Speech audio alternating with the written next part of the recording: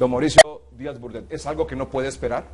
Bueno, en realidad nosotros hemos hecho un conjunto de reflexiones que nos hacen meditar en por lo menos 3 aspectos macro o nacionales muy importantes. El primero de ellos es que de lo que estamos hablando es generar las facilidades jurídicas para que alguien pueda invertir. Cuando se revisa el documento y el conjunto de artículos que están en el mismo, uno encuentra carencias técnicas de tal nivel y de tal profundidad que todavía no es posible poder entender qué exactamente se persigue y cuánto podrían ser esos flujos. Eso es un poco como que hace algunos meses se estaban matando muchos para las ciudades modelo, para las ciudades que en diferentes partes del país y regiones del país se suponía que había gente que casi lloraba por estar en Honduras y todavía no tenemos eso. Probablemente soy un poco irónico en lo que he expresado, pero hay un asunto que yo no lo puedo dejar de lado y yo creo que es absolutamente contundente y tiene que ver mucho con el deterioro y el desgaste de la institucionalidad política partidaria del país. Se manda un conjunto de iniciativas que luego se retrocede, que hay que cambiarlas, que hay que modificar y hacer cambios en la Corte Suprema, que en el Ministerio Público, de tal forma que nosotros no tenemos estabilidad política y pareciera que estamos interesados en continuar con inestabilidad política. Planteo esto, que no es mi área es otra, pero que es un asunto que tiene mucho que ver con otro tema que es fundamental. Esta ley, si no es vetada por el señor presidente de la República, constituye también una ruptura de la institucionalidad de todas las políticas públicas del país y particularmente las que tienen que ver con el endeudamiento y con la inversión pública. Solo un decreto le dice muy claramente que es para ceder los recursos naturales y la infraestructura del país. Cuando esto llegó a nuestra oficina, inmediatamente pensamos, encontraron petróleo. Y no hace mucho hubo una investigación de 12 pozos y que 2 podían tener. Luego decíamos, bueno, de repente se está exportando uranio y se hablaba hasta del mochito. O de repente es que vamos a tener aquí tantos negocios que habrá que liquidar, y ese fue el titular del viernes que nosotros planteamos en el Heraldo, en el que decíamos Honduras es un estado en liquidación, porque hay una administración y luego viene una administración por elegir que se hará cargo de estas cosas.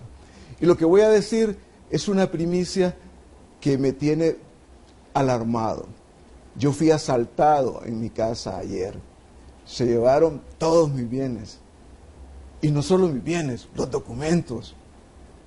Documentos personales.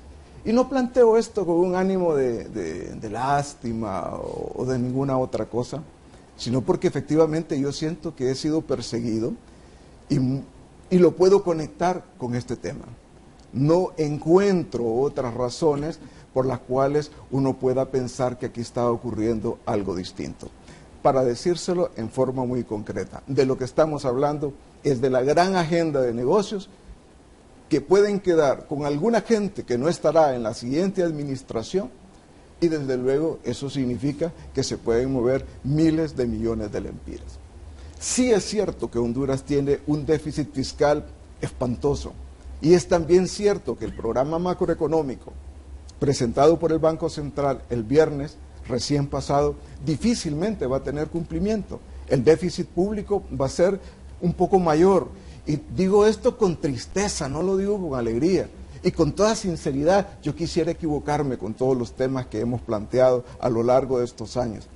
Sí es cierto que también tenemos un endeudamiento público extremadamente alto, y nosotros hemos dicho que la deuda pública, eso incluye deuda externa, deuda interna, e incorporando lo que tiene que ver con el tema de alivio, que alivio sigue siendo alivio de deuda, pero sigue siendo deuda, es algo que aunque tengamos que usar internamente, todo eso, esa deuda pública supera el 50% de lo que produce el país. Pero también hay otro dato que es cierto, después de educación, el servicio de intereses y capital, que le llamamos el servicio de deuda, pagar intereses y capital, es la segunda asignación presupuestaria que tiene el país. Y haciendo una proyección, en el FOSDE hemos pensado que estamos muy cerca de que esa deuda pública y su servicio supere la asignación de recursos de la Secretaría de Educación, que es quien más tiene posibilidades de que este recurso pueda llegar. Pero también hay otra cosa que, digamos, podemos verla positivamente. Este es el decreto, esta es la ley que ha concitado la mayor cantidad de unidad. Prácticamente todos estamos de acuerdo que hay que vetarlo. Prácticamente todo, es casi un clamor. Yo hoy quiero decir, no como economista, sino como ciudadano y como cristiano, es un clamor a la misericordia en nuestro país. No podemos continuar haciendo lo que se nos antoje y moviendo cosas donde ni siquiera haya los estudios suficientes. Evidentemente Coalianza tiene interés, se va a quedar con el 2% de todo lo que ahí genere, porque ahí se aprobó una ley que también le genera esos recursos. Pero ¿quién tiene en realidad la potestad de endeudar al país? No es el Congreso Nacional de la República y estamos destruyendo la institucionalidad del Congreso Nacional de la República. No es la Dirección de Crédito Público, y perdone que me exalte porque hay cosas que uno lo enervan.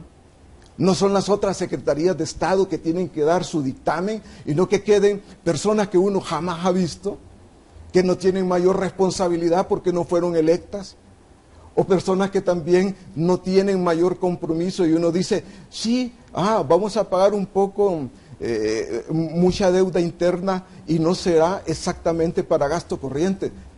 Pero si la deuda interna que se ha utilizado ha sido justamente para pagar gasto corriente. Es decir, que aunque se haga la operación y le demos otros matices y que disminuya ese servicio y esa carga de la deuda, se irá siendo para pagar el gasto corriente que usamos de manera indebida y de manera incorrecta en nuestro país. Vetar esta ley puede significar que lleguemos a un tema que nosotros hemos venido planteando y que creo que vale la pena decir algunas cosas. Una de ellas es, nosotros decimos, Honduras necesita un rescate. Yo no estoy hablando, ni el FOSDE está hablando de que es el sistema financiero privado el que necesita un rescate. Evidentemente ellos tienen niveles de utilidad y tienen una estabilidad muy buena, pero en las otras áreas tenemos problemas, tenemos dificultad y tenemos que, como hondureñidad, unirnos para enfocar esas dificultades y para poder superarlas en el corto plazo. Si entramos al terreno ya de cierta particularidad que tienen los artículos, uno puede decir, bueno, y no quiero entrar al terreno de lo legal porque normalmente cuando entramos al terreno de lo legal es para no resolver el asunto. Un poco como la impunidad que hay en el país. Entra a ese terreno, muere quien sea y no importa. Tantas personas queridas y amigos hemos perdido, no solamente en el medio periodístico, incluyendo a Aníbal, incluyendo la gente de HRN y otra gente que también conocemos, sino también mucho luchador que en este momento se va a ver afectado por una ley que puede tener implicaciones humanas. Si nosotros vamos a entregar recursos como la explotación minera, va a significar que si no hacemos los estudios técnicos, no solamente de medio ambiente, sino de impacto en la vida humana, vamos a tener un montón de gente, como en este momento tenemos, con cáncer en la piel, con leucemia, o lo que llamamos cáncer en la sangre. Vamos a seguir cargando al Estado y principalmente a nuestras propias familias de algo que no debieran de tener.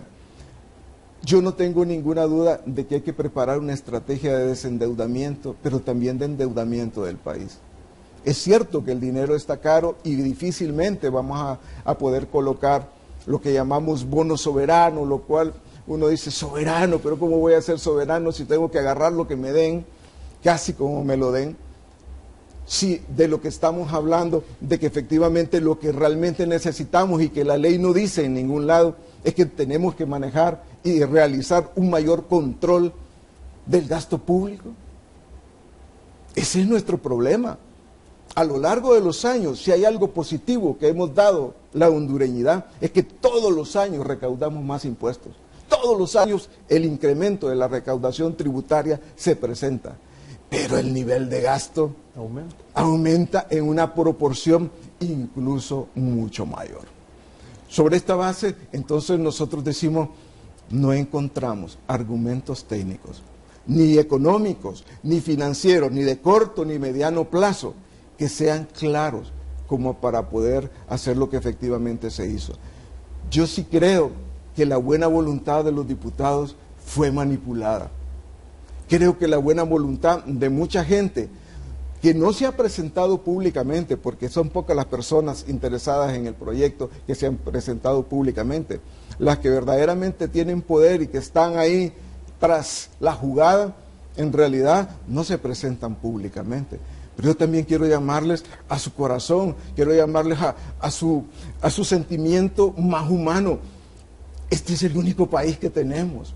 Y si lo administramos mal, y si pensamos que todo lo que a nosotros se nos ocurre es lo más brillante, pero no tenemos argumentos para poder defender eso que es indefendible, estamos llevando a nuestra población y a nuestro país a una situación que será absolutamente insostenible.